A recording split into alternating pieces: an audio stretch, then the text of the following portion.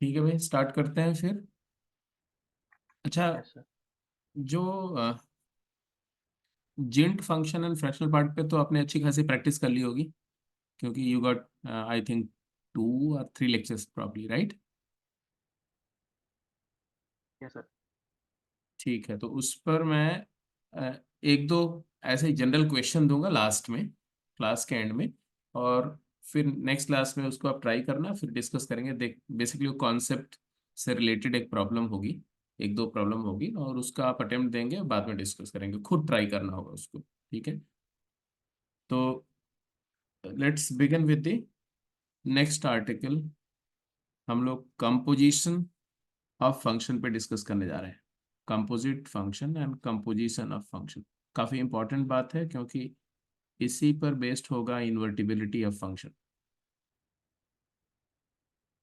तो composition of function क्या है, और उसकी प्रॉपर्टीज क्या हैं, और कंपोज कैसे करते हैं, उसकी प्रॉपर्टी पर बेस किस तरह के क्वेश्चन बनते हैं, और फिर यूनिफॉर्मली कंपोजिशन हो रहा है तो कैसे करते हैं, नॉन यूनिफॉर्मली हो रहा है तो कैसे करते हैं। This is the purpose of discussion of today's class. तो आज सुबह और शाम में हम लोग कोशिश करेंगे कि ये टॉपिक को समराइज कर दें। कंपोजिशन का बेसिक मतलब तो आपको पता ही है ना, कि कंपोजिशन मतलब जब दो या दो से ज्यादा फंक्शंस को कंबाइन करते हैं, मीन्स एक सीक्वेंस में ऑपरेट करते हैं, तो जो रिजल्टिंग फंक्शन मिलता है उसी को हम कंपोजिशन, कंपोजिट फंक्शन बोलते हैं। ठीक है, और वो जिन फंक्शंस को आप सीक्वेंस में ऑपरेट कर रहे हो to in order to achieve और arrive at the final function, that is called composite function. तो suppose we are given a function f which is defined from set y to set z, and another function g which is defined from set x to set y। अब समझो कि क्या situation थोड़ी specific है ना? क्या specific है इन दोनों सिचुएशंस? ये जो दो फंक्शंस है, इसमें स्पेसिफिक क्या है? सर जो आउटपुट है मतलब उसके कोडोमेन है वो एफ की डोमेन है। हाँ, जो जो out of them the codomain of the one function matches with the domain of the another function. तो ये एक पॉसिबिलिटी होनी चाहिए। अगर ये पॉसिबिलिटी नहीं है तो फंक्शनली वो डिफाइंड नहीं होगा। उसकी फंक्शनैलिटी, कंपोजिशन तो होगा, रिलेशन तो कंपोज होगा, लेकिन वो फंक्शनल होगा ये आप नहीं क्लेम कर सकते। और फंक्शनल होने के लिए कंडीशंस आएंगी, फिर आपका जो डोमेन जो है वो चेंज होगा। ठीक है, तो अभी हम बात कर रहे हैं कि ये अगर ऐसी सिचुएशन है, means I have a function defined from x to y, और इस फंक्शन को अपन क्या बोल रहे हैं, जी फंक्शन है, जी। और इसी तरह से एक फंक्शन है एफ,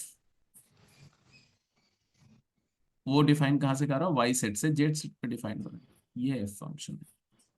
ये दोनों फंक्शन हमारे पास में है। तो जी फंक्शन क्या करेगा? जी फंक्शन क्या करेगा जी, अगर फर्स्ट सेट एक्स में अगर एक एलिमेंट है स्मॉल एक्स, ये स्मॉल एक्स फंक्शन पर जी ऑपरेट करेगा। जी इसको एज एन इनपुट लेगा और एक आउटपुट जनरेट करेगा। मतलब जी फंक्शन मैप करेगा, सेट एक्स को मैप करेगा with some element of y, unique element of y. ये लो मैप कर दिया। ये y जो है, if y is mapped with x through the mapping g, तो y को अपन क्या बोलते हैं, आप याद ही होगा आपको y को क्या बोलते हैं हम लोग? y को बोलते हैं g of, hello, x।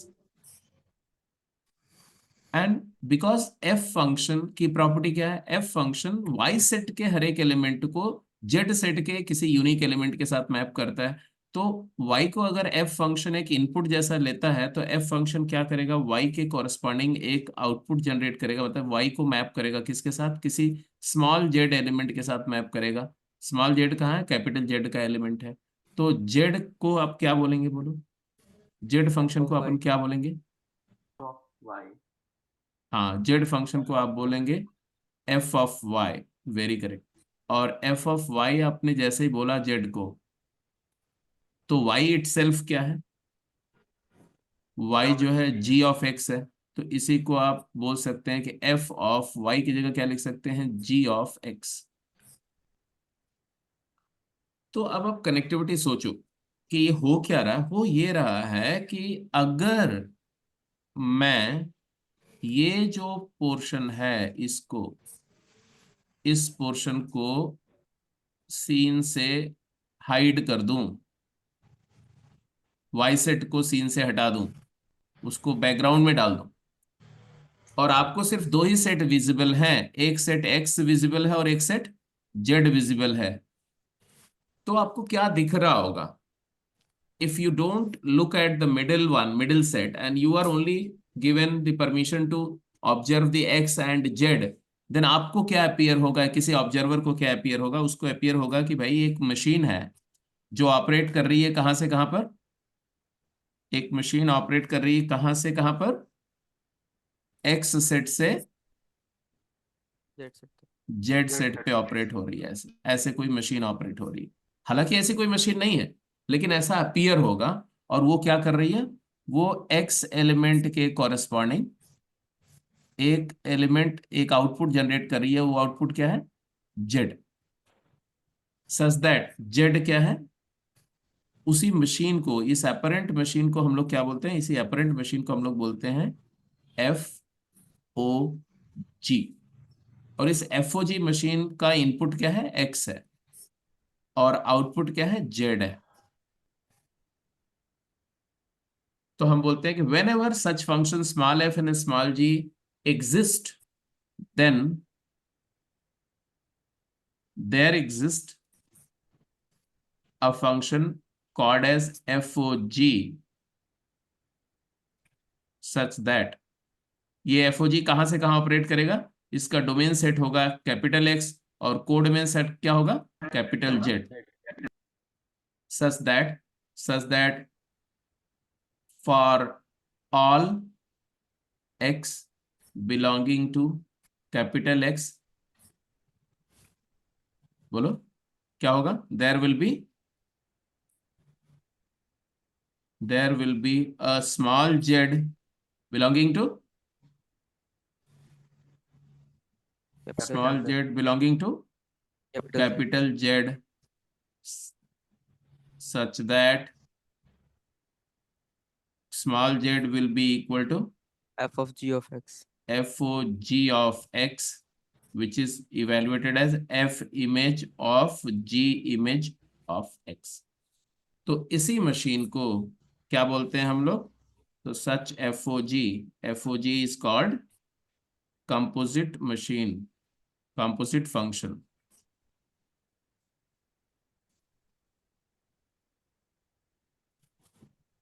and small f and small g are known as component function। ये दो फंक्शन का कंपोजिशन की बात कर रहे हैं हम लोग। बात समझ में आई? Yes sir. तो अब ऐसे कंपोजिशन में प्रॉब्लम कैसे, किस तरह की बनती है छोटे लेवल पे, और फिर उसके बाद में उसकी प्रॉपर्टीज के साथ प्रॉब्लम कैसे नेविगेट करती हैं। तो सबसे पहले एक छोटा सा प्रॉब्लम मैं आपको दे रहा हूँ, बहुत बेसिक सी प्रॉब्लम, एंड कोशिश करो कि उसका आप आंसर करो इमीडिएटली। प्रॉब्लम है कि मैंने बोला कि इफ एफ एक्स दिया हमने, f x is equal to square root of, मतलब एक होता है ना कि फंक्शन पूरा कोडोमेन और डोमेन के साथ डिफाइन किया, एक होता है सिर्फ एनालिटिकली फार्मूला दिया गया, राइट? तो एनालिटिकल फार्मूला में दे रहा हूँ, f x is equal to root of 2x+3, and एक कंपोनेंट फंक्शन जी एक्स दे दिया, g x is equal to, और इसको भी डिफाइन कर दिया, सपोज करो let's take it x² - 1/x² + 1। ठीक है, और आपसे पूछा कि find FOG of x, GOF of x, as well as, और ये FOGX और GOFX के साथ साथ आप कुछ वैल्यू भी इवेलुएट करवा रहे हैं आपसे, जैसे कि FOG of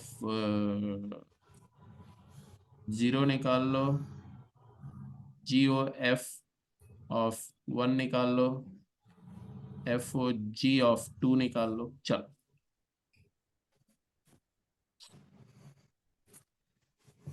तो फॉग एक्स क्या होगा, गॉफ एक्स क्या होगा, और ये इवेल्युएशंस करने। अच्छा, अगर इवेल्युएशंस करने तो आपको ये fog x and gov x नहीं निकालना है, मतलब ये हेंस एंड अदरवाइज है, इसको डायरेक्ट भी इवेल्युएट कर सकते हो।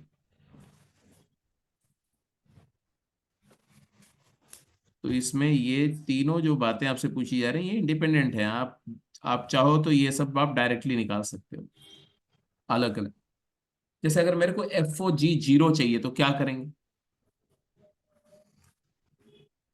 ये जीरो एफ, निकाल लेंगे, -1 आ गया, जीरो उसको को हाँ स्प्लिट डाल कर देंगे। हाँ, एफ ऑफ जी जीरो निकालना है तो हम सीधे सीधे बोलेंगे भाई ये तो f of g of zero है। अब पहले जीरो पर क्या ऑपरेट हो रहा है, जी, जी जीरो यहां से दिख रहा है, जी जीरो क्या आ गया, -1, तो हमने बोल दिया कि it is f of g zero की जगह पर -1 डाल दिया। अब एफ ऑफ -1 पर ये फंक्शन को इवेलुएट कर लिया तो वो क्या आ वन जाएगा, वो आ गया वन 1। जब मुझे इवेल्युएशन करना है तो हमें कंपोजिट फंक्शन को डिफाइन करना, मतलब उसको एज ए फंक्शनल फार्मूला उसका निकालना जरूरी नहीं है, हम डायरेक्ट भी निकाल सकते हैं, ठीक है। इसी तरह से अगर मेरे को बोला गया कि एफ ओ जी ऑफ 2 चाहिए, तो हमने बोला कि f of g of 2 evaluate कर लो। जी ऑफ 2 क्या आ रहा है, यहां से आ रहा है, जी ऑफ 2 आ रहा है 3/5, है ना, 4 - 1 3/4 + 1 5, तो 3/5, और 3/5 इनपुट के कॉरेस्पॉन्डिंग एफ की वैल्यू निकाल लो, तो आ जाएगा कितना, 2 × 3/5, 6/5 + 3 का स्क्वायर रूट। 21/5 करोड़। यस, तो 21/5 का रूट। अब ये आ गया मान लो। अब मेरा पॉइंट ये है कि अच्छा गॉफ 1 निकालो, जी ओ एफ ऑफ 1 निकालो, तो ये भी निकालने के लिए आपको क्या करना है, G image of F image of 1 करना है आपको। एफ इमेज ऑफ 1 क्या है, √5। एफ इमेज ऑफ 1 √5 है, तो ये जी इमेज ऑफ √5 आ गया। अब √5 पर जी को इवेलुएट करना है तो क्या होगा, 4/6 2/3। तो देखो जी ऑफ एक्स क्या है, square of x -1 square of x +1 का रेशियो, तो आ जाएगा तुम्हारा 5 - 1/5 + 1, √5 square -1/√5 square +1, so it comes out to be 6। 4/6, that is 2/3। Yes. तो evaluation I don't think there is a trouble, आप बिल्कुल कंफर्टेबल हो। अब बात आती है कि एफ ओ जी एक्स और g o f of x calculate करो, क्या आया फंक्शनल फार्मूला क्या होगा। तो अगर मेरे से बोला गया कि फॉग एक्स क्या होगा, तो फॉग एक्स के लिए आप क्या करेंगे, एफ ओ जी एक्स का मतलब है कि एफ ऑफ जी एक्स, पहले जी एक्स का फंक्शनल फार्मूला यूज करो, या एफ ऑफ जी एक्स निकालना है हमें, मतलब एफ को इनपुट क्या देना, एक्स, एफ को इनपुट जी एक्स देना है, एक्स इनपुट से एफ क्या क्रिएट होता है, x + 3 2 टाइम्स इनपुट +3 का स्क्वायर रूट, तो square root of twice of input that is gx +3। ये आया, फॉग एक्स आया, लेकिन एक्स के फंक्शन के फॉर्म में नहीं आया, fog x as a function of gx आया। अब gx की डेफिनेशन यूज कर लो, gx की definition in terms of x replace कर दो, तो क्या आ जाएगा, तो आ गया 2 टाइम्स gx की जगह अपन क्या डाल देंगे, x² -1/x² +1 एंड +3।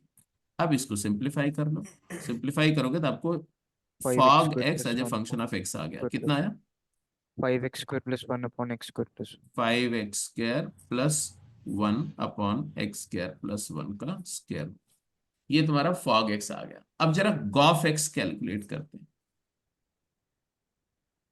जस्ट ये तो आपको समझ में आ ही गया, देखो कि फॉग और गॉफ, जैसे अगर मान लो इसी क्वेश्चन में पहले वाले पार्ट में अगर आपसे बोला जाता है गॉफ जीरो बताओ क्या आएगा, तो गॉफ जीरो होता है जी ऑफ एफ जीरो, और एफ जीरो क्या होगा, एफ जीरो यहां से देखो तो आ जाएगा √3, तो जी ऑफ √3, और जी ऑफ √3 की वैल्यू अगर कैलकुलेट करते यहां से, तो 3 - 1 2/4 हाफ आती, यहां से कुछ बातें ऑब्जर्व हो रही थी, जैसे फॉग और गॉफ फंक्शन डिफरेंट फंक्शन है, दिख रहा था।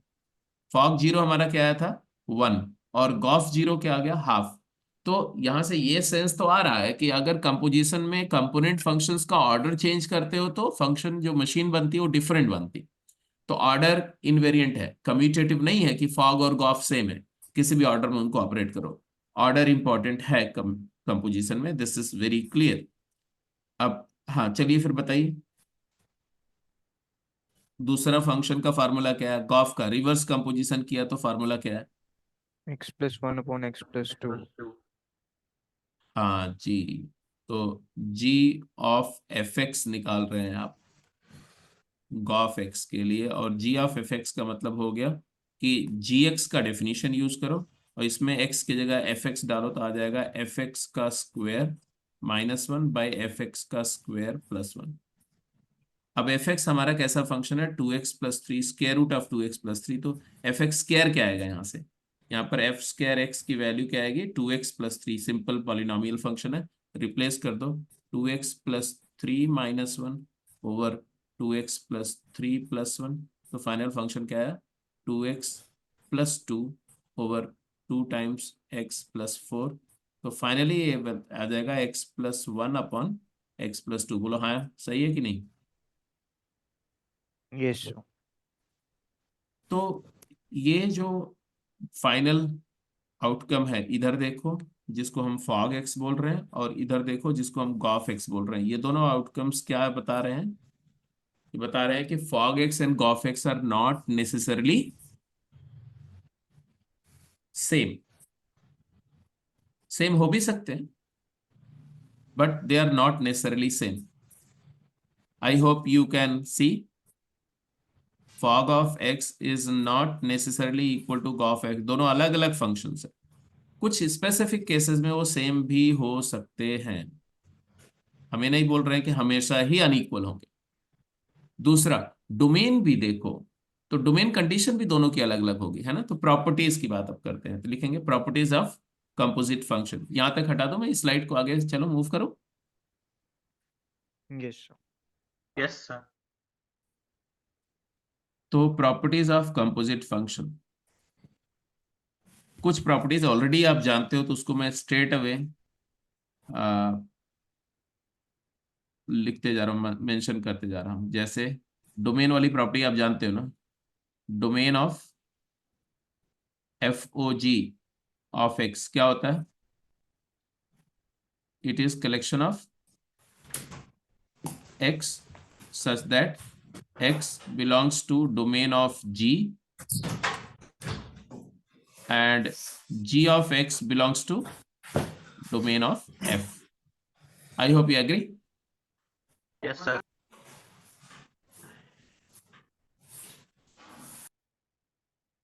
अच्छा जी, this is the first property. इसके बाद range of f o g के बारे में तो हम लोग काफी डिस्कशन कर चुके हैं ना, तो हम रेंज पर कोई बात नहीं कर रहे हैं। कंपोजिट फंक्शन का रेंज निकाले कि एक स्पेसिफिक मेथड ही था, है ना। The range of f o g x we have already discussed, the procedure आपको पता है, पूरा एल्गोरिदम पता है, क्या याद है ना कैसे करते थे।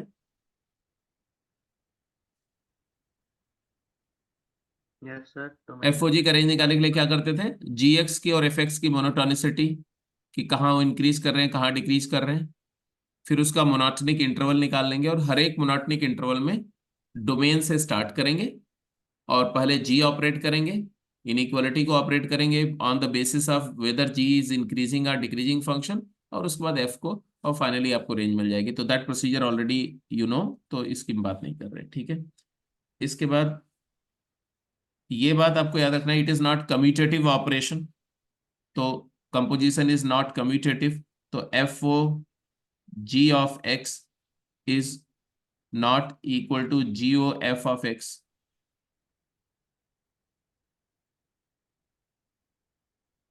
यूजुअली कुछ केसेस में इक्वल भी हो सकता है। एफ ओ जी एक्स और g o f x equal कब होते हैं, कुछ केसेस बता सकते हो, जब फॉग एक्स और गॉफ एक्स दोनों सेम हो जाए। एफ एफ और जी दोनों सेम फंक्शन हो जाए।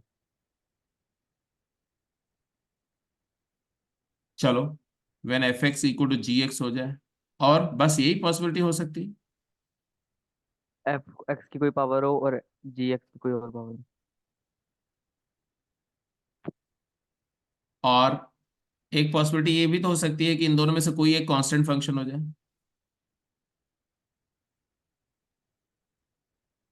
At least one be identity function.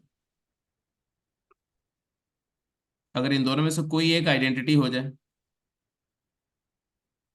Identity function जानते हो ना?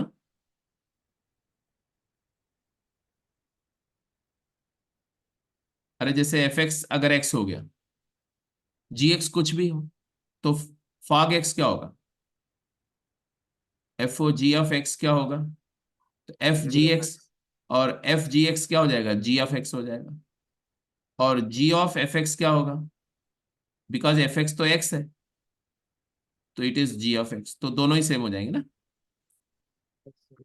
या एक पॉसिबिलिटी ये भी हो सकती है, एफ और जी इक्वल हो गया तो भी कंपोजिशन सेम हो जाएगा।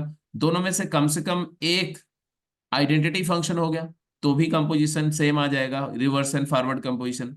और और F is equal to ji inverse, अगर एफ और जी एक दूसरे के इनवर्स हो जाए,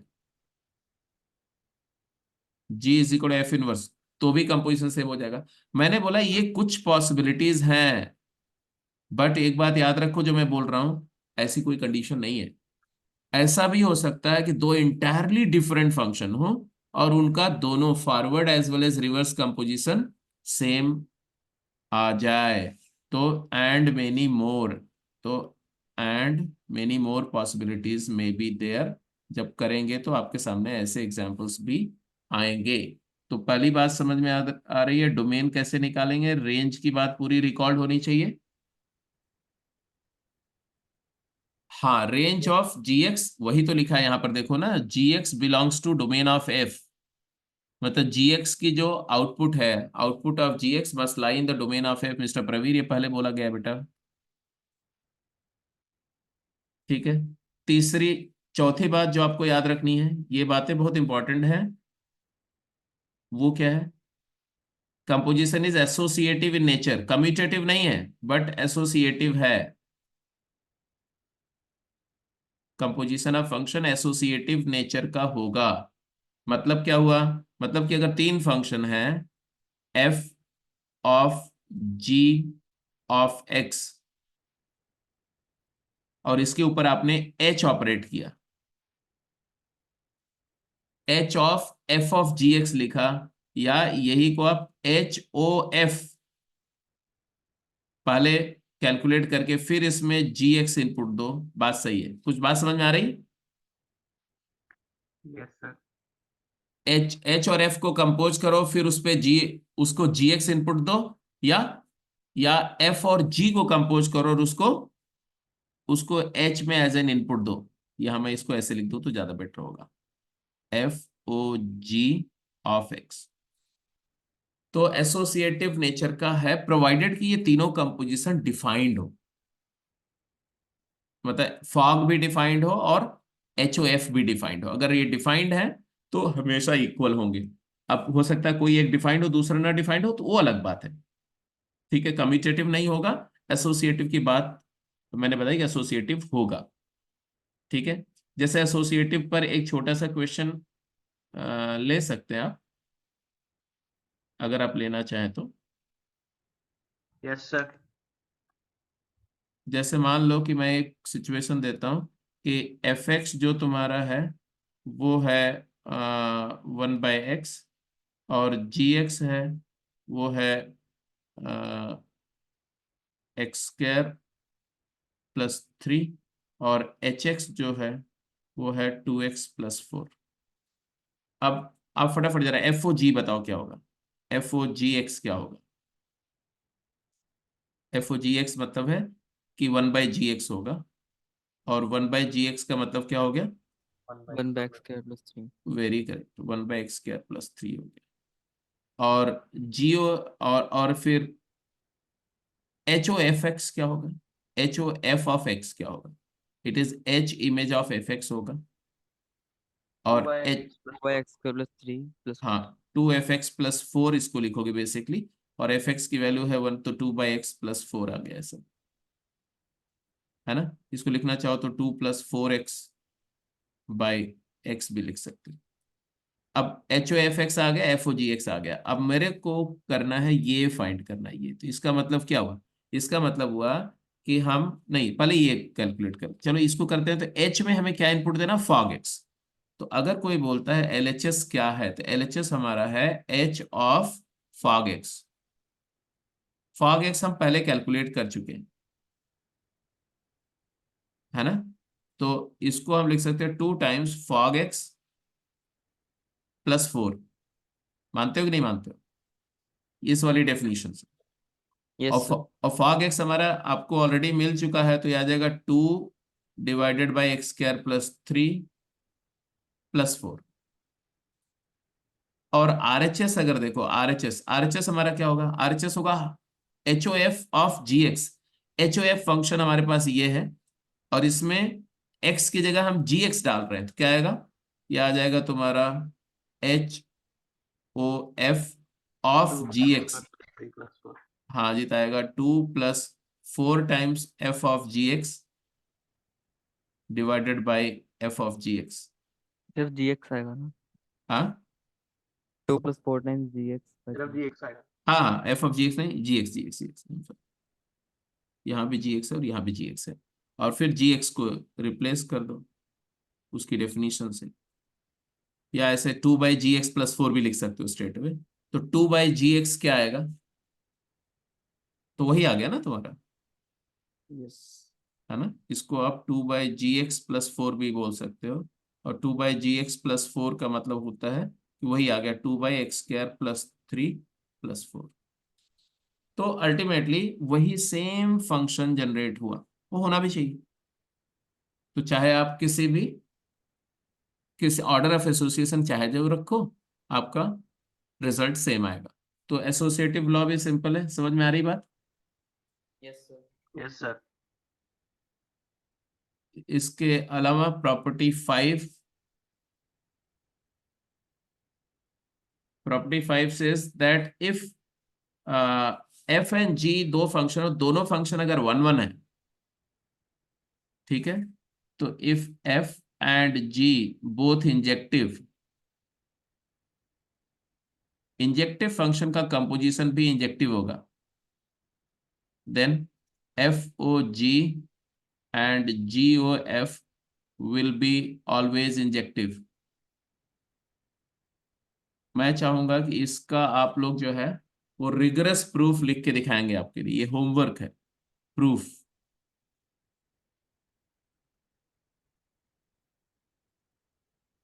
ठीक है, और इसी तरह से कंपोजिशन ऑफ टू, ये भी आपके लिए होमवर्क है।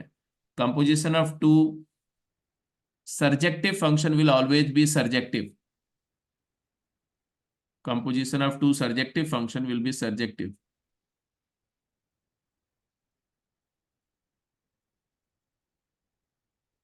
FOG and GOF will be onto surjective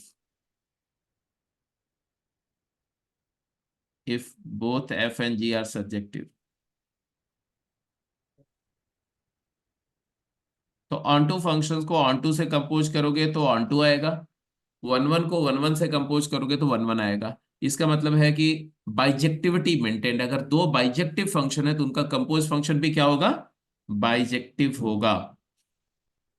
तो ये नोट करके आ गया finally, composition of bijective function will be bijective। composition of two bijective functions 1 1 and onto, इसी को इन्वर्टिबल भी बोलते हैं, will be invertible, will be always bijective। ये एक थ्योरम है जो आपको प्रूफ करना होगा, सब्जेक्टिवली करके मुझे दिखाएंगे, मैं आगे देखूंगा जो लोग किए होंगे। ठीक है, तो ये तो बेसिक बात हो गई, प्रॉपर्टीज वाइज आपको इतनी बातें तो डेफिनेटली पता होनी चाहिए। इसके अलावा दो और छोटी बात देखो, फिर क्वेश्चन स्टार्ट करते हैं, ठीक है। एक property 7, if fx is even and gx be odd and hx odd है, तो तीन फंक्शन है, एक इवन है और दो ऑड है। अब मैंने बोला कि इनका कंपोजिशन का नेचर क्या होगा, जैसे एफ ओ जी एक्स कैसा होगा, जी ओ एफ एक्स कैसा होगा, और जी ऑफ एच एक्स कैसा होगा, और एफ ओ एफ एक्स कैसा होगा। मतलब इवन को इवन से कंपोज करो, इवन को ऑड से कंपोज करो, ऑड को इवन से कंपोज करो, ऑड को ऑड से कंपोज करो। आई थिंक ऑड इवन का बेसिक मतलब तो आपको पता ही है ना, यस सर। कि even f of minus x तुम्हारा एफ एक्स है, और g of minus x minus g x है, और h of minus x minus h x है। हाँ जी, अब बताओ जरा इस पे क्या है। फर्स्ट वाला इवन, सेकंड वाला भी इवन। सेकंड भी इवन। ये भी इवन है और ये भी इवन है। थर्ड वाला ऑड है। इसका मतलब हम ये बोल सकते थर्ड ऑर्डर हैं फोर्थ सही है। कि composition of function will be even. ये ये आया, composition of several function is even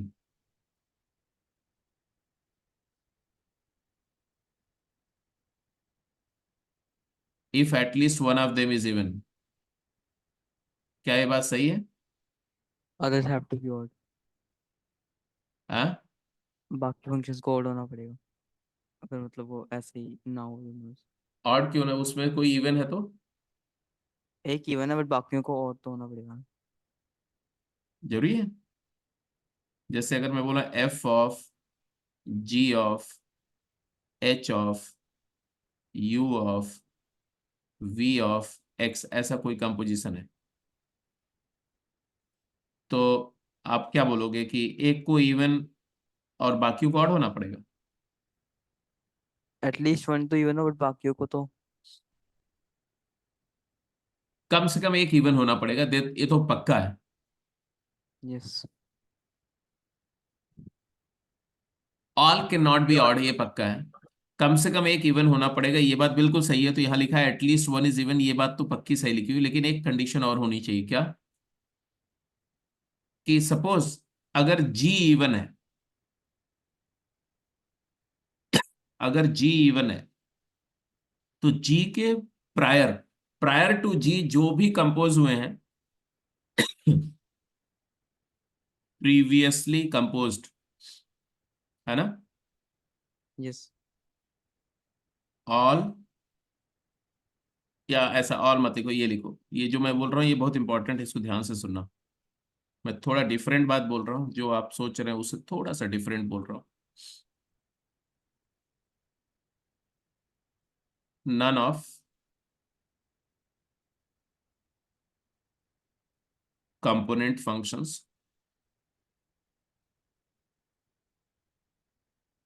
composed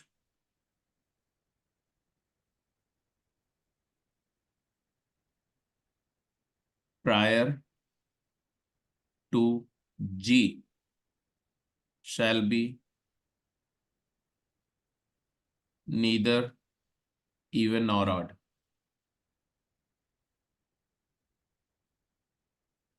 समझ में आ रही बात? मैं बोल रहा हूं कि जो पहला कंपोजिशन आपको मिला ना जी, ये जो एक कंपोजिट फंक्शन जी है, जी अगर इवन है तो इवन के पहले जितने भी फंक्शन कंपोज हुए हैं उसके अंदर विद इन दैट, उनमें से कोई नीदर इवन नॉर ऑड नहीं होना चाहिए। वो ऑड हो सकते हैं, वो इवन हो सकते हैं। जैसे एच यू वी, ये फंक्शन कैसे होने चाहिए? They can be even, they can be odd, all of them can be odd, all of them can be even, some of them can be even, some can be odd. But क्या नहीं होना चाहिए? उनमें से कोई neither even nor odd नहीं होना चाहिए। मेरी बात समझ में आई? Yes sir. और ये जी और एच, इवन का इवन से कंपोजिशन, इवन इवन, इवन का ऑड और ऑड का इवन से composition even with this condition, और ऑड का ऑड से कंपोजिशन क्या होगा? ऑड। ऑड होगा। तो ये भी एक पॉइंट लिख दो कि composition of several function will be odd. Composition of several function, अगर बहुत सारे फंक्शन है, is odd if all of them are odd, all of them are odd। तो कंपोजिशन को ऑड होने के लिए सारे कंपोनेंट फंक्शन को ऑड होना मस्ट है, कंपलसरी है। ये तो इवन ऑड के कंपोजिशन की प्रॉपर्टी है। इवन ऑड फंक्शन करेंगे तो अब ये सारी बातें आप अपने आप ही प्रूव कर लेंगे, इसमें कोई बड़ी बात नहीं। एक लास्ट पॉइंट और लिख दो, फिर क्वेश्चंस पे चलते हैं, ठीक है। प्रॉपर्टी 8, एट्थ प्रॉपर्टी है जी, if gx is periodic,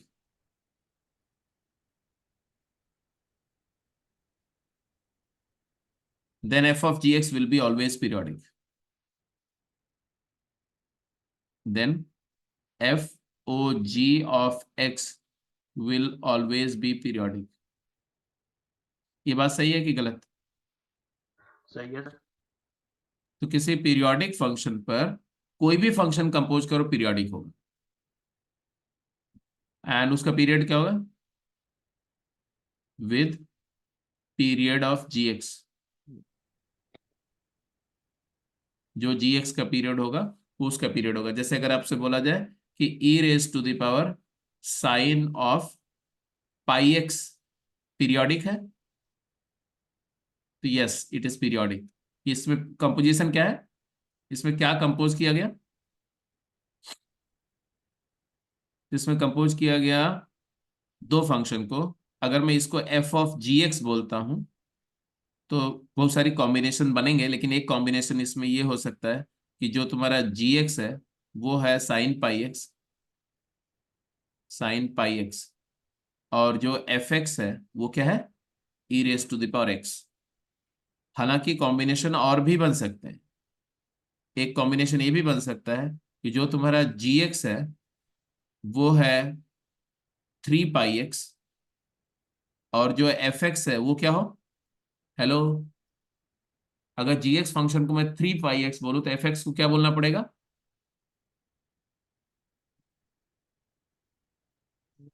e raise to the power sine of x/3।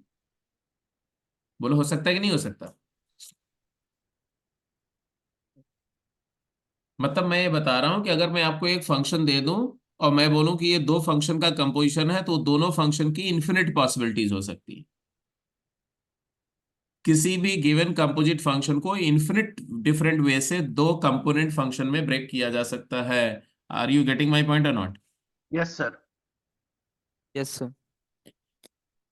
But eventually बात यह है कि पीरियोडिसिटी क्या होगी? पीरियोडिक होगा, ये पीरियोडिक है, और इसका पीरियड क्या होगा? इसका पीरियड होगा जो पहला ये वाला कंपोजिट फंक्शन है ना, इसका पीरियड। इसका पीरियड क्या है? इसका पीरियड क्या है? तो साइन पाई एक्स का पीरियड क्या है? तो इसका पीरियड है 2। 2 पीरियड है, 2। तो इस फंक्शन का भी पीरियड क्या होगा? ये जो फाइनल पीरियड है इसका पीरियड भी क्या होगा? 2। Periodic with period 2। 2 पीरियड होगा। अब 2 से छोटा भी पीरियड हो सकता है, वो प्रॉपर्टीज पीरियोडिसिटी जब हम करेंगे तो उसमें बहुत सारी और बातें हम लोग डिस्कस करेंगे। तो ये है कि this is the minimum you should know जब आप कोई कंपोजिट फंक्शन की प्रॉब्लम कर रहे हो। तो आप फटाफट क्वेश्चंस करेंगे, है ना? शुरू हो सर एक जाइए। बार लास्ट स्लाइड दिखा दीजिए। लास्ट स्लाइड देखना चाहते हैं आप? ये लो, देख लो।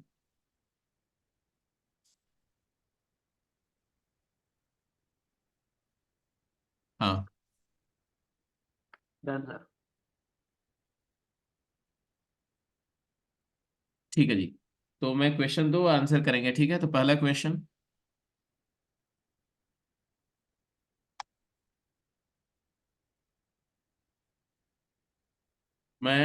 अगर मैं बोलूं कि f o g of x ये दिया हुआ square root of 3 - 2x upon कुछ भी दे देता हूँ, चलो कुछ भी देता हूँ, 4 + 5x, ठीक है। देन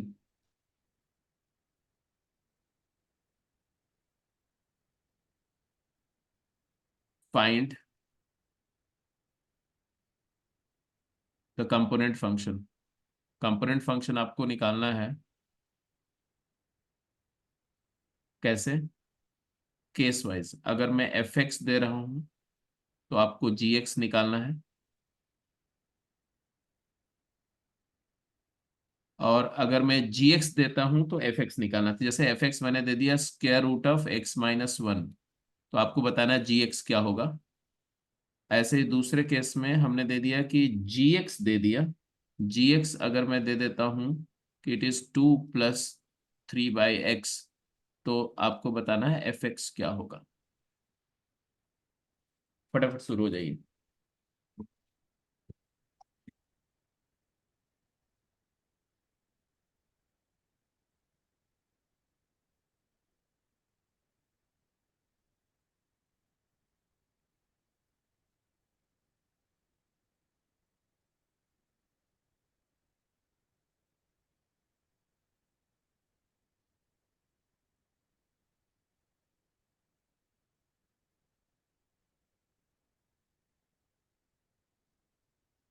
हाँ जी, इस सिचुएशन पर फटाफट आंसर करिए।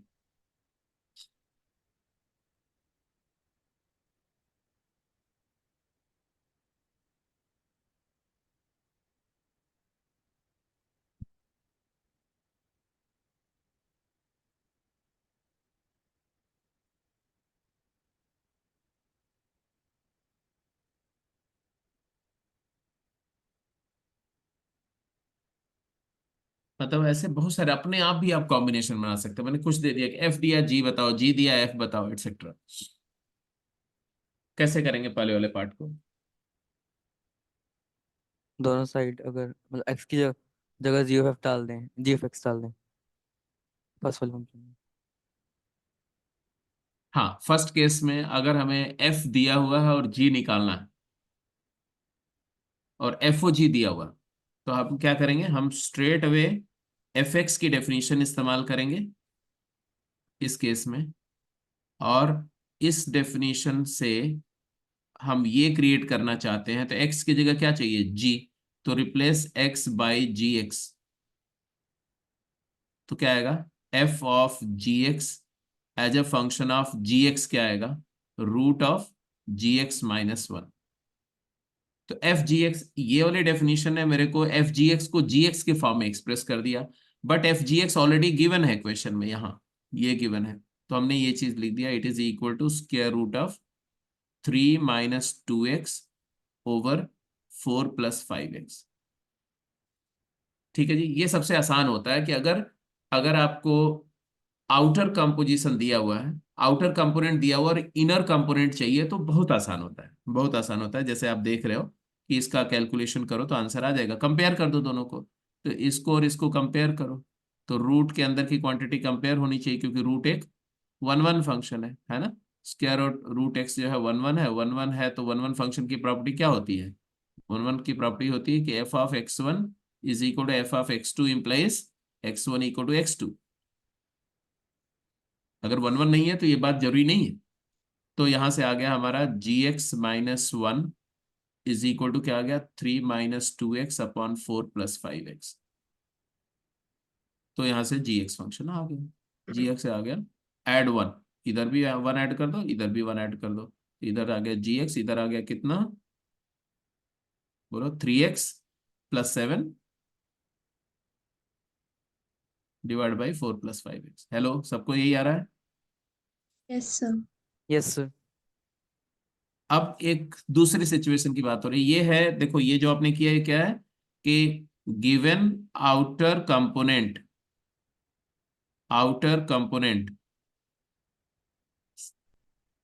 To find inner component.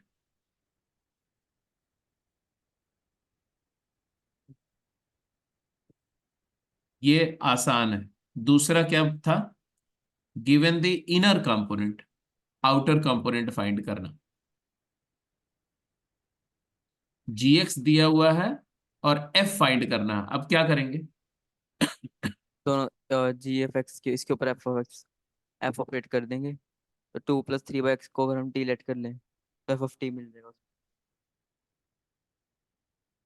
हम एफ ओ जी एक्स को मॉडिफाई करके 2 + 3 की फॉर्म में लिख सकते हैं। उस तरफ कोशिश करिए। करिए करिए करिए कर करिए। लिया सर, आ गया, आंसर आ गया। Done sir. Very good. अब इसमें इस केस में हमें क्या करना चाहिए? इस केस में हमें करना चाहिए कि भाई एफ जी एक्स ही तो हमारे पास नोन है ना। एफ जी एक्स नोन है और जी एक्स यहाँ पता हुआ है हमें, तो एफ जी एक्स क्या होगा बेसिकली? तो अगर मैं यहाँ इसी एक्सप्रेशन में जी एक्स के बेसिकली आपको क्या है, सिचुएशन क्या दी है? एफ ऑफ जी एक्स पर क्या है? 2 + 3 3/x। और ये दिया क्या हुआ? ये दिया हुआ 3 - 2x/4 + 5x, ये दिया हुआ। अब इनपुट x से आउटपुट क्या है वो दिया हुआ है, बट हमें हमें f फाइंड करना, मतलब है हमें t चाहिए ना। एफ टी, इसको मान लो क्या है, इसको इनपुट को हम t एज्यूम कर लो, gx को ही t एज्यूम कर लो। तो लेट gx एज t। अब gx को जब t आपने एज्यूम किया तो इस एजम्पशन से x in terms of t मिल जाएगा, है ना। एंड एंड एक्सप्रेस, क्या एक्सप्रेस करोगे? Express x in terms of t।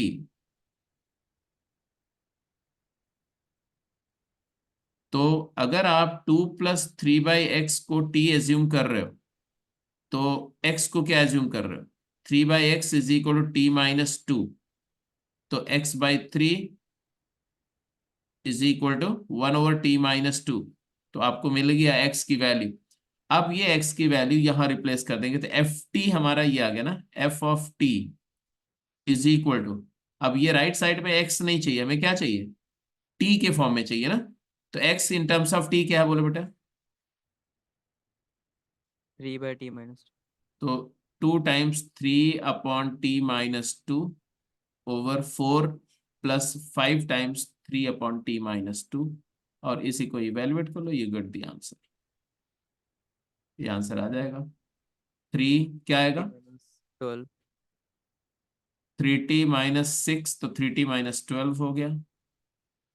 और डिनोमिनेटर में क्या आएगा? 4t + 7। 4t + 7। तो ये एफ ऑफ टी आ गया, और एफ टी अगर ये आ गया as a function of t, मतलब एफ एक्स आ गया। तो तुम्हारा एफ एक्स फंक्शन आइडेंटिफाई हो गया, बोलो हाँ कि नहीं? F of yes x sir. Yes is sir. Equal to square root of 3x - 12/4x + 7।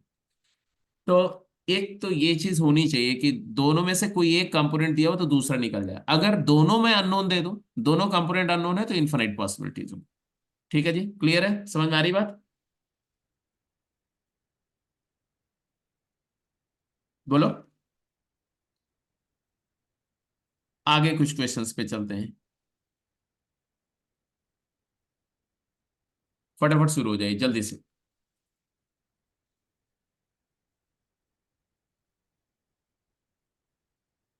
थोड़ा फास्ट करेंगे, आसान क्वेश्चन है तो जल्दी जल्दी निकलते जाएंगे।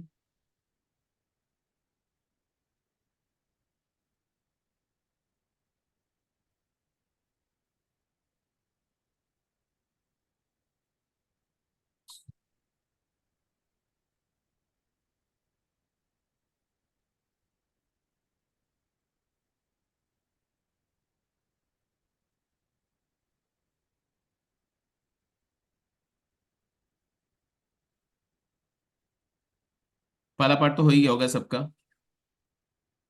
Yes sir.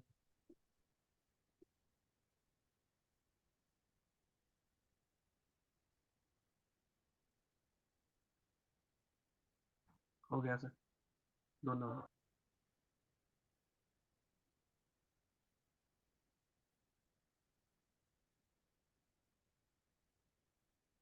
दूसरा वाला भी कर लो।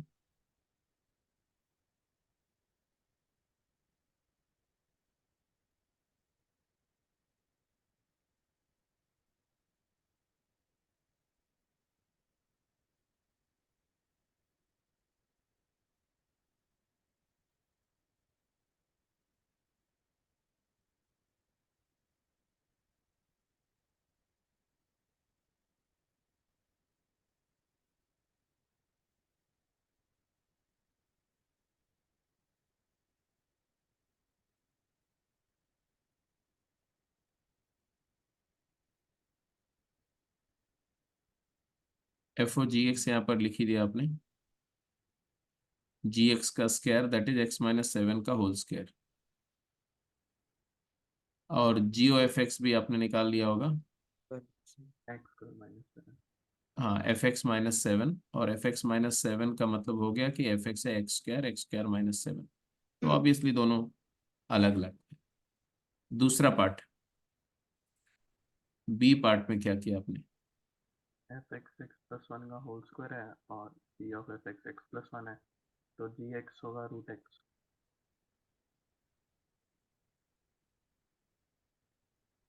जी ऑफ एफ एक्स दिया हुआ है आपको, mod of x plus 1। Mod of x plus 1 को आप लिख सकते हो क्या? Square root of x plus 1 का स्क्वायर, है ना? Yes sir. Yes sir. That is equal to Square. Square root of x square plus 2x plus 1, और x square plus 2x plus 1 क्या है? एफ एक्स है, f(x). तो root F x होगा।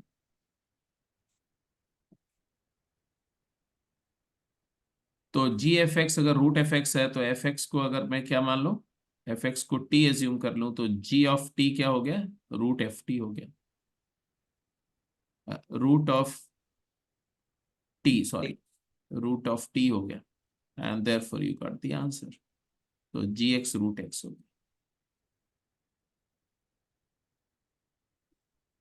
तो ऑब्वियस था, सिंपल था, कोई बड़ी बात नहीं।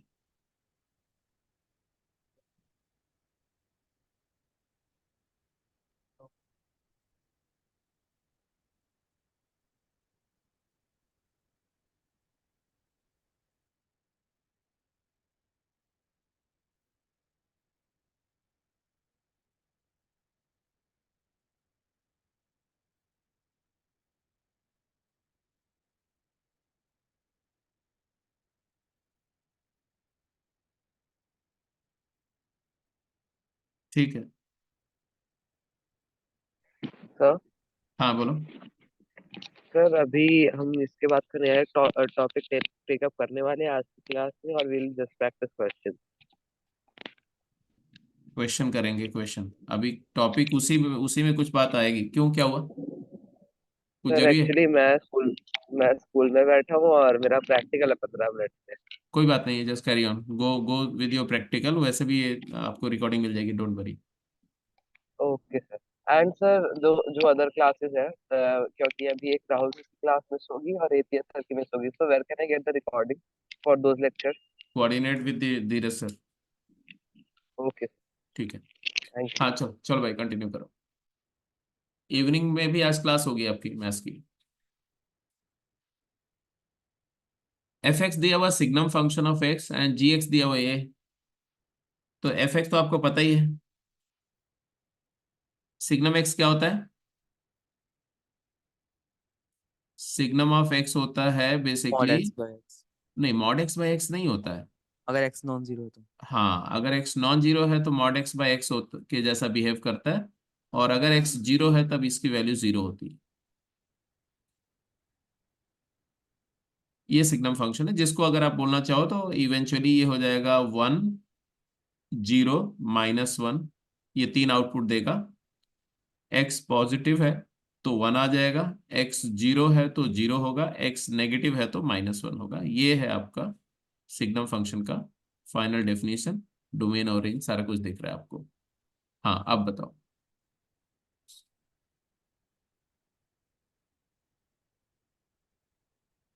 एफ जी एक्स क्या होगा? 1 कांस्टेंट 1। फंक्शन। हाँ, एफ ऑफ जी एक्स अगर आप कैलकुलेट करोगे तो ये आ जाएगा सिग्नम ऑफ जी एक्स, और और जी ऑफ एफ एक्स 1 हो जाएगा। सिग्नम ऑफ जी एक्स में जी एक्स को ऑब्जर्व करो, जी एक्स इज ऑलवेज पॉजिटिव, क्योंकि जी एक्स की वैल्यू कभी भी 1 से छोटी नहीं होगी, और जी एक्स अगर पॉजिटिव है तो सिग्नम जी एक्स क्या हो जाएगा? जी एक्स ही हो जाएगा। यस। नहीं, सिग्नम जी एक्स 1 हो जाएगा, जी एक्स 1 क्यों हो हो जाएगा। जाएगा? 1 होता है। सिग्नम जी एक्स 1 हो जाएगा, because g x is positive. Positive input पर सिग्नम 1 आउटपुट जनरेट करता है। अब जी ऑफ गॉफ एक्स की बात कर लेते हैं, गॉफ एक्स। मतलब g image of F image of x क्या हो One. जाएगा? ये हो जाएगा 1 plus fractional part of f x. Signum signum x और सिग्नम माइनस इंटीजर 1 हो वैल्यू जाएगा। के। और since f x has integer value, f x की तीन ही वैल्यू पॉसिबल है, वो तीनों इंटीजर है, -1 0 एंड 1, एंड देयरफॉर हमारा आंसर आया क्या कि 1. फ्रैक्शनल पार्ट ऑफ इंटीजर क्या होता है? 0। तो 1 + 0, तो आंसर ये भी आ गया 1। ये एग्जाम्पल इस बात का इंडिकेटर है, ध्यान से देखो इस एग्जाम्पल को। इसमें एफ एक्स और जी एक्स दोनों फंक्शन में ना तो इनमें से कोई आइडेंटिटी फंक्शन है, ना ही ये दोनों एक दूसरे के इनवर्स फंक्शन है। इनफैक्ट ये दोनों में से कोई भी इन्वर्टिबल नहीं है। सिग्नम एक्स भी मेनी वन फंक्शन है तो इन्वर्टिबल नहीं, उसका इनवर्स नहीं डिफाइन कर सकते। जी एक्स भी एक पीरियोडिक फंक्शन है तो उसका इनवर्स डिफाइन नहीं कर सकते। दोनों नॉन इन्वर्टिबल फंक्शन है, दोनों इंटायरली डिफरेंट फंक्शन है, बट दोनों फॉरवर्ड एंड रिवर्स कंपोज होकर के सेम फंक्शन बना रहे हैं। तो याद आया कि ऐसा जरूरी नहीं है कि फॉग एक्स और गॉफ एक्स सेम आए तो एफ और जी सेम फंक्शन हो, या एफ और जी में से एक दूसरे के इनवर्स हो, या उनमें से कोई एक आइडेंटिटी हो। वो तीन बातें हैं, लेकिन उसके अलावा भी इन्फिनिट ऐसी पॉसिबिलिटी मिल सकती है जहां पर फॉग और गॉफ इक्वल हो। ठीक है, ये चीज याद रखना। क्वेश्चन कंसेप्चुअल जो स्टेटमेंट कभी आएगा जे एडवांस में, तो ये चीज आपके दिमाग में होनी चाहिए। Agreed? Going ahead. Yes sir. Yes sir. हाँ जी, फटाफट आंसर करें, क्विक।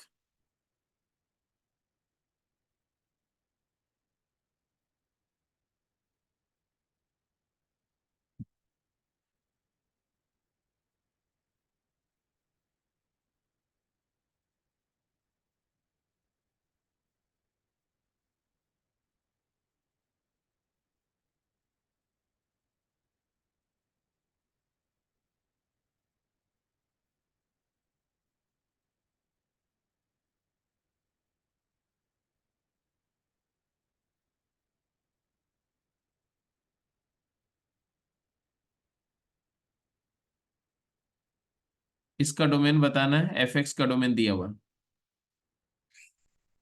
सर -1/3 से 5/3। एफ एक्स का डोमेन दिया हुआ है, इसका मतलब क्या है? इसका मतलब है कि f x will be defined when x belongs to -1 to -1 3। to 3. -1 मतलब एफ को आप वही इनपुट दे सकते हैं जो -1 से 3 में लाई कर रहा है, बट Mod 3x आपको यहाँ पर एफ को इनपुट क्या दे रहे हैं? What mod is 3x input function of F? Input is mod of 3x minus 2. Minus Whatever feed, whatever input we are giving to f, that shall lie between -1 to 3. तो mod of 3x minus 2 must lie between -1 to 3। Yes sir. ये है जब हमारा f of mod 3x minus 2 to be defined। और इसके बाद इसमें दो इनइक्वालिटीज हैं बेटा, उसमें एक इनइक्वालिटी तो हमेशा होल्ड कर रही है, कौन सी? 0 to 3 greater वाली। than minus. हाँ, ये तो हमेशा होल्ड कर रही थी, इसके लिए तो आया x belongs to real number, कोई भी एक्स की रियल वैल्यू ले लो। अब ये दूसरी इनइक्वालिटी की बात कर लो और आंसर आ गया। आ गया ना? क्या कि mod of 3x - 2 less than equal to 3 का मतलब क्या हुआ कि 3x का डिस्टेंस 2 से कितना है? 3 यूनिट से लेस है। मतलब है 5 और -1 से के बीच लाई करना चाहिए। क्या 3x लाइज बिटवीन -1 to 5? बोलो यस और नो। Yes sir. तो x लाइज बिटवीन -1/3 to 5/3। तो हमारा डोमेन क्या है? किसका डोमेन आया है?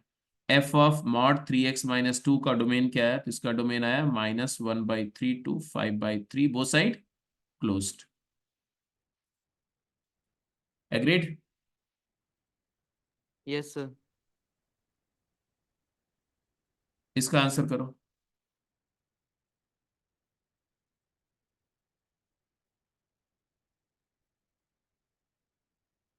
और इसके साथ साथ एक और पार्ट का, मान लो ये फोर्थ का है, इसी तरह से एक और क्वेश्चन मैं लिख रहा हूँ, फिफ्थ। इसका भी आंसर आप फटाफट करो जल्दी से।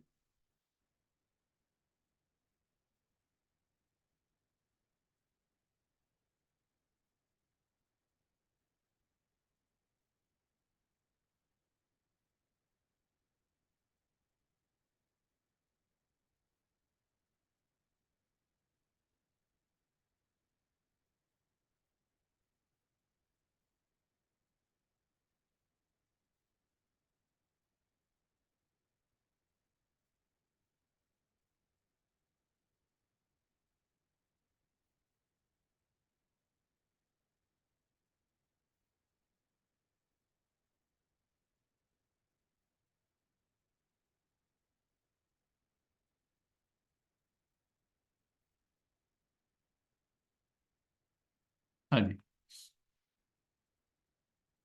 क्वेश्चन 5 एंड क्वेश्चन 4 का आंसर लिखिए।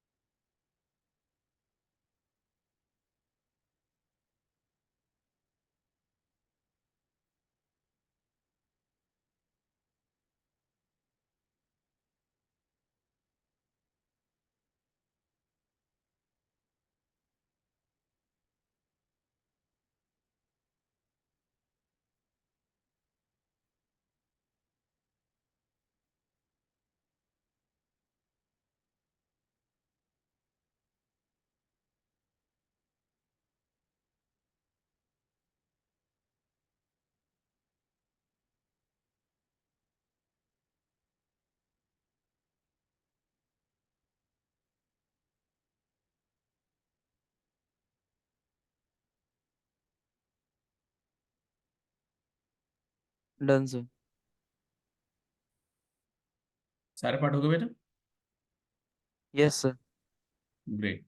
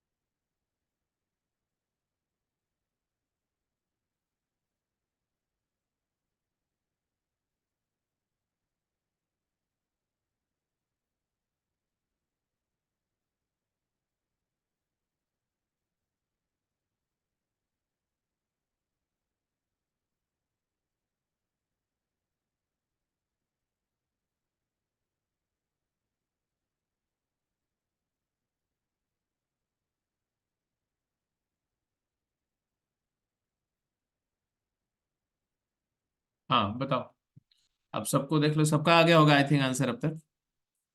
पहला वाला पार्ट तो स्ट्रेट अवे था, ये वाला देखो कि इसको डिफाइन होने के लिए tan x की वैल्यू कहाँ होनी चाहिए, 0 to 1 यस सर। क्लोज्ड। और tan x 0 to 1 is a very simple inequality, इसका सोल्यूशन आपको लिखना है। क्या आंसर लिखा? n pi to n pi plus pi by 4। यस, tan का ग्राफ अगर आप ऑब्जर्व करो एक पीरियोडिक इंटरवल में, तो ऑब्वियसली आपको दिख रहा है कि ये इंटरवल में क्या आएगा, ये -π/2 है और ये π/2 है। और आपको 0 से लेके 1 तक की वैल्यू चाहिए, मतलब ये वैल्यू चाहिए आपको।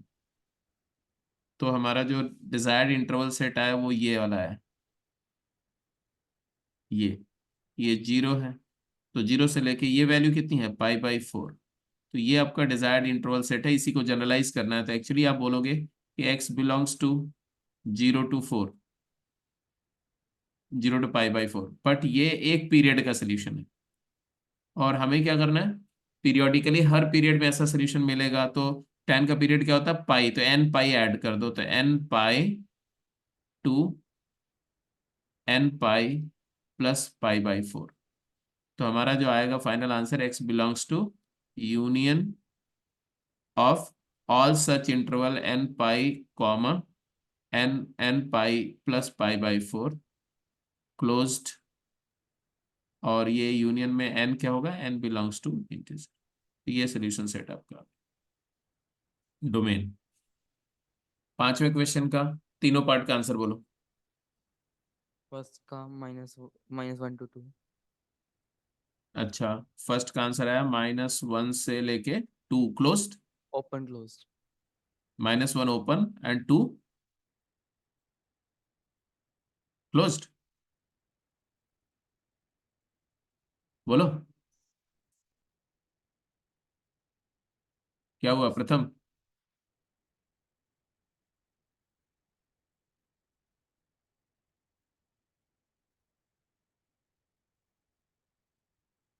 क्या हुआ भाई? सर आवाज आ रही है? हाँ अभी आ रही, बोलो। -1 open to 2 closed. -1 open to 2 close, ठीक है। अच्छा दूसरे का? -1 open to 0 closed. -1 open to 0 close, okay. और तीसरे का? 5।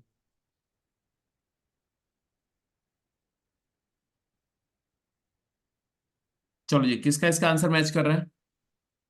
मैच नहीं कर रहा। मैच नहीं कर रहा है, कौन सा नहीं मैच कर रहा है? ए और बी शायद यहाँ पे लीस्ट इंटीजर लेके कर दिया है। लीस्ट इंटीजर क्यों ले रहे हो भाई? चलो देखते हैं, अभी चेक करते हैं। चलो ए पार्ट से तो स्टार्ट वो करते जेंट फंक्शन है। हैं। हाँ और क्या, तूने क्या लिया? मुझे सिर्फ ऊपर वाला लगा फ्लोर फंक्शन है। फ्लोर फंक्शन कैसे? वो सीलिंग फंक्शन। नहीं नहीं नहीं नहीं, पूरा ब्रैकेट है।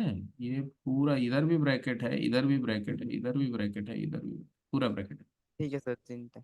फिर गलत हो गया ए एंड बी। वैसे मैं बताऊं, केवल स्टेप एक्स फंक्शन जो है वो भी मेंशन किया जाता है एग्जाम में, और स्टेप एक्स तो फिर भी थोड़ा जनरल है। बाकी इसके अलावा कोई दूसरा लिंट फंक्शन है या सीलिंग फंक्शन है, दोनों फंक्शन में हमेशा स्टेप मेंशन किया जाएगा, लिखा जाएगा।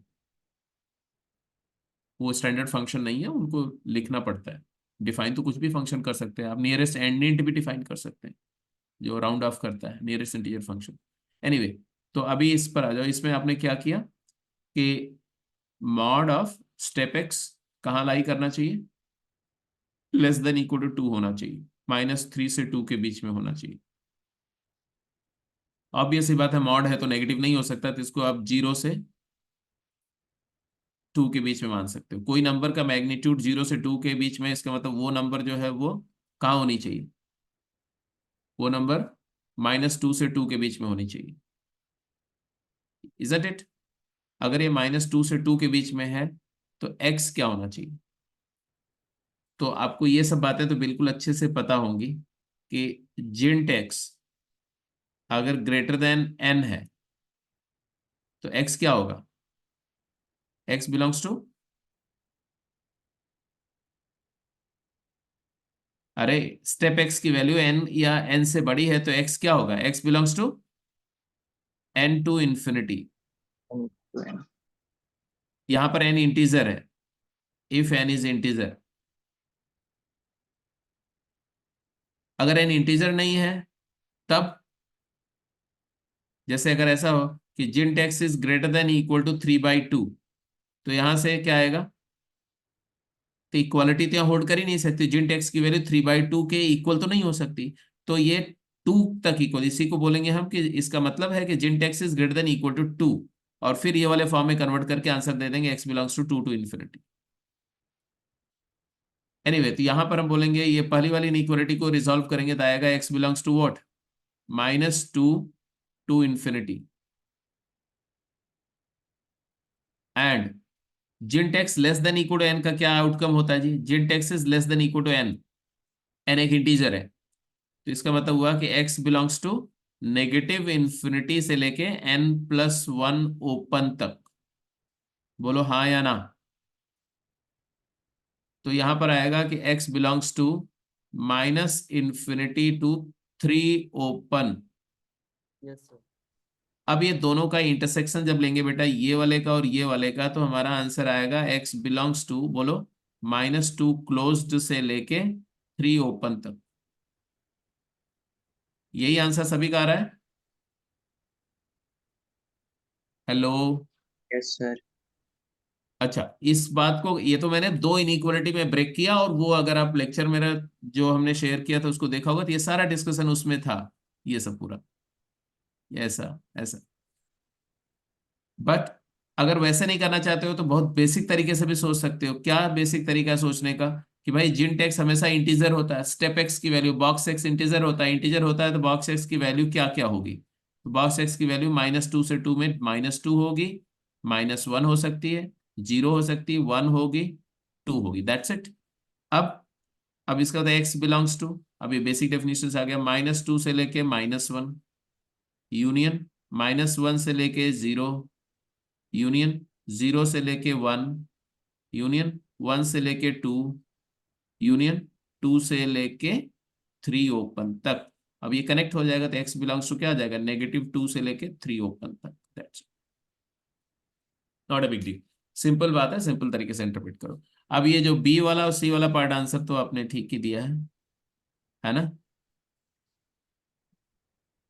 तो इसको ये वाला हटा देता हूं। अब बी पार्ट में क्या दिया? बी वाले पार्ट में कि mod of step x lies between 0 close to 1। अब यहां बात होनी है कि ये चीज पॉजिटिव इंटीजर है या 0 है। मतलब ये पूरी क्वांटिटी एक इंटीजर क्वांटिटी है और मॉड लगा हुआ है इसलिए पॉजिटिव है, या 0 है, नेगेटिव नहीं हो सकती। तो 0 से 1 में नेगेटिव इंटीजर तो है नहीं, पॉजिटिव इंटीजर भी नहीं है, सिर्फ एक ही इंटीजर है, क्या है? 0। तो यहां से आया मॉड ऑफ, इसके बाद क्या बोलेंगे? This implies mod of step x क्या होना चाहिए? मॉड ऑफ स्टेप एक्स 0 होना चाहिए। बोलो हाँ या ना? Yes sir. और इसका मतलब स्टेप एक्स, मॉड किसी नंबर का 0 है तो नंबर 0 है, तो स्टेप एक्स की वैल्यू 0 होनी चाहिए। स्टेप एक्स की वैल्यू 0 होने का मतलब एक्स क्या होगा? 0 क्लोज से लेकर के 1 ओपन तक होगा। That's it. अब यही बात जब आप ये तीसरे केस में करेंगे, तीसरे केस में लफड़ा क्या हुआ? तीसरे केस में लफड़ा हो गया कि 0 पर ओपन हो गया। 0 को बाहर निकाल दिया। हाँ, अब यहाँ प्रॉब्लम ये आ गई भाई कि ये क्वांटिटी 0 और 1 के बीच में कुछ होनी चाहिए। 0 भी नहीं हो सकती, 1 भी नहीं हो सकती, बट ये क्वांटिटी है एक इंटीजर, तो 0 से 1 में कोई इंटीजर है क्या? ओपन 0 to 1 इंटरवल में कोई इंटीजर है नहीं, तो इसका मतलब है कि not possible for any x.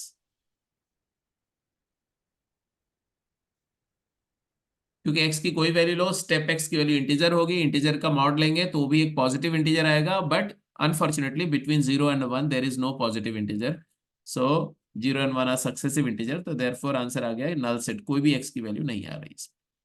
अब जरा देखो मैं सिर्फ जिंट में कितना ज्यादा फर्क पड़ता है, देखो थोड़ा सा यहाँ पर ओपन हो गया, क्लोज की जगह क्लोज का ओपन हो गया, और डोमेन में कितना चेंज आ गया, देखो अनडिफाइंड हो गया फंक्शन। तो आपको जिंट जब ऑपरेट हो रहा है तो बहुत थोड़ा केयरफुली वर्कआउट करेंगे प्रॉब्लम करते समय, राइट? अगला क्वेश्चन पे चलते हैं। हाँ, ये हो गया, सॉरी, इसका आंसर करो क्विक।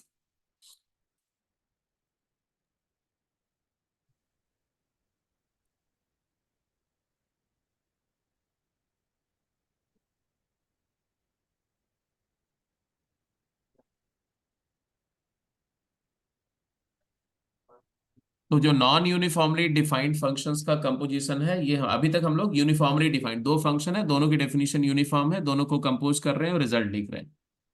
बट आपको पता है कि फंक्शन ऐसे भी होते हैं जो नॉन यूनिफॉर्मली डिफाइंड होते हैं। एक फंक्शन एफ है जिसकी डेफिनेशन मल्टीपल डेफिनेशन है अलग अलग डोमेन में, जी एक्स की भी मल्टीपल डेफिनेशन है, तो ऐसे फंक्शन को भी कंपोज करना और कंपोजिट फंक्शन निकालना, उसका डोमेन रेंज निकालना, ये इवनिंग क्लास में करेंगे। और इनवर्स फंक्शन स्टार्ट हो जाएगा वहीं से।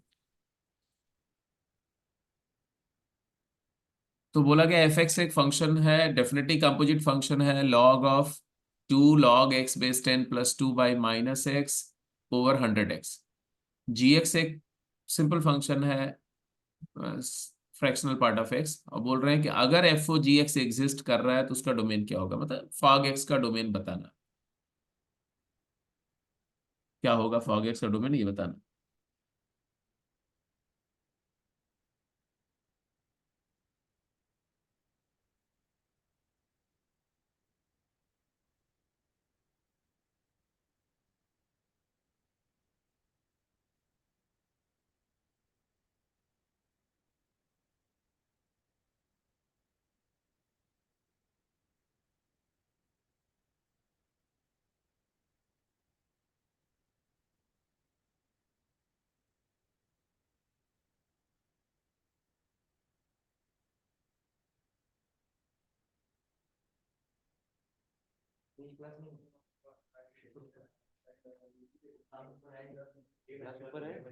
फॉग एक्स को डिफाइन होने के लिए क्या होना चाहिए?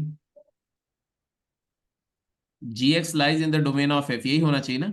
G x must lie belongs to domain of f. इसके अंदर एफ का डोमेन निकाल लो। एफ का डोमेन क्या है? इस फंक्शन का डोमेन क्या है? इस फंक्शन का डोमेन क्या है? इसको डिफाइन होने के लिए सबसे पहले क्या क्या कंडीशंस होनी चाहिए? देखो, एक तो ये क्वांटिटी पॉजिटिव होनी चाहिए और 1 नहीं होनी चाहिए। तो 100x has to be greater than 0, but x shall not be equal to 1/100। और ये पूरी क्वांटिटी, ये पूरा ब्रैकेटेड क्वांटिटी भी क्या होनी चाहिए? पॉजिटिव होनी चाहिए। पॉजिटिव होना चाहिए। बट यहाँ यहाँ ये जो आपने बोला, इसका मतलब ये ऑलरेडी है कि x पॉजिटिव होना चाहिए। x पॉजिटिव होना चाहिए, तो माइनस एक्स क्या हो गया? नेगेटिव। नेगेटिव हो गया। माइनस एक्स नेगेटिव हो गया, और ये पूरा ब्रैकेटेड क्वांटिटी पॉजिटिव होनी चाहिए। उसका कंडीशन आया कि 2 times log of x to the base 10 plus 2, ये होना चाहिए हमारा क्या? नेगेटिव होना चाहिए। Yes sir. इसका मतलब हो गया कि log of x to the base 10 less than -1 होना चाहिए। वो लेस देन -1 होना चाहिए। x लेस देन 1/10 होना चाहिए। और इस -1 को बच्चे हम लोग लिख सकते हैं log of 1/10 base 10। Yes sir. अब हमारा लॉगरिथमिक फंक्शन बेस 10 का कैसा फंक्शन है? इंक्रीजिंग है या डिक्रीजिंग? इंक्रीजिंग। इसका मतलब है कि हमारा x का वैल्यू जो कि पॉजिटिव है, बिल्कुल सही है, और बट 1/10 से क्या होना चाहिए? छोटा होना चाहिए। सॉरी, 1/10 से छोटा होना चाहिए, बट एक कंडीशन और है ना। Not equal to 1/100। 1/100 भी नहीं हो सकता। एंड x की वैल्यू 1/100 नहीं होनी चाहिए, जो कि इस इंटरवल में है। तो आपका आंसर बेसिकली होना चाहिए क्या? कि x बिलोंग्स टू 0 to 1/10, अभी तक जो हमने एनालाइज किया, एक्सेप्ट 1/100। बट अभी ये तो डोमेन ऑफ f कैलकुलेट किया आपने। हमें क्या चाहिए? हमें फॉग एक्स का डोमेन चाहिए। तो उसके लिए हमारा जो ये बात इस्तेमाल करो, जी एक्स की वैल्यू f के डोमेन में लाई करनी चाहिए। जी एक्स क्या है? Fractional part of x। Fractional part of x shall lie between 0 to 1/10 1/10, but fractional part x shall not be equal to 1/100। अब इस इनइक्वालिटी का सोल्यूशन निकला है, तो मुझे लगता है कि जिंट और फ्रैक्शनल पार्ट को इन्वॉल्व करती हुई इनइक्वालिटीज का सोल्यूशन लिखना आपको आता है, क्योंकि वो प्रैक्टिस हो गई होगी। Yes sir. और किसी इक्वेशन या इनइक्वालिटी में, स्पेसिफिकली इक्वेशन की बात करूं, इनइक्वालिटी में भी वैसे डील कर सकते हैं, और जिसमें एक्स भी है, फ्रैक्शनल पार्ट एक्स भी है, जिंट एक्स भी है, मॉड एक्स भी है। अगर ऐसी कोई इनइक्वालिटी है तो उसको सॉल्व करना भी आता है आपको। आता है ना? Yes sir. ठीक है। तो अब यहाँ पर क्या करेंगे भाई? इसके बाद सोल्यूशन क्या लिखेंगे, कैसे करेंगे? अभी डेसिमल लिया तो x जो है वो n। फ्रैक्शनल पार्ट एक्स जो होता है वो होता है बेटा number minus it's integer part. होता है कि नहीं होता है? Yes sir.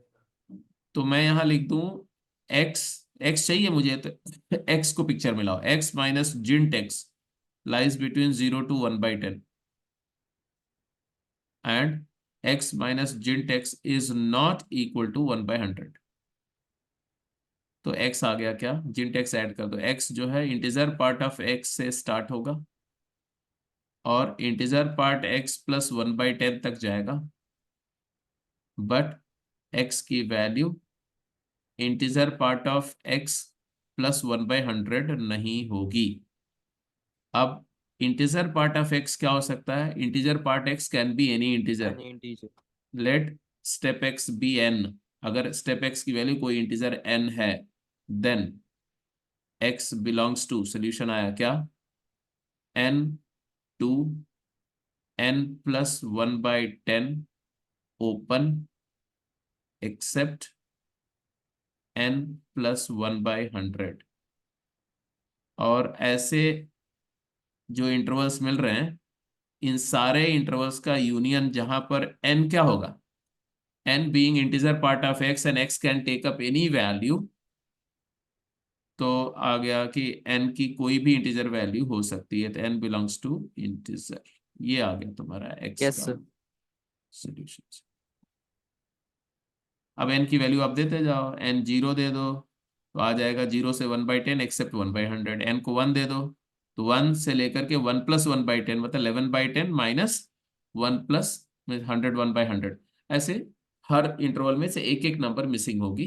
ऐसे इन्फिनाइट इंटरवल्स का यूनियन करेंगे तो आपको पूरा सोल्यूशन सेट आ जाएगा। ठीक है, तो ये डिस्कशन यहीं पर क्लोज करें। Okay sir. Yes, तो sir. मैं चाह रहा था एक दो क्वेश्चन देने का, लेकिन चलो इवनिंग में ही देंगे आपको, छोड़ो। अभी आप यूएस से लगातार आपकी क्लास होगी, तो let us close the call. Evening में हम लोग नॉन यूनिफॉर्मली डिफाइंड फंक्शन का कंपोजिशन और उस पर कंपोजिशन पर कुछ और अच्छे क्वेश्चंस करेंगे। Thank you sir. Okay, welcome. Thank you. Yes, sir. नहीं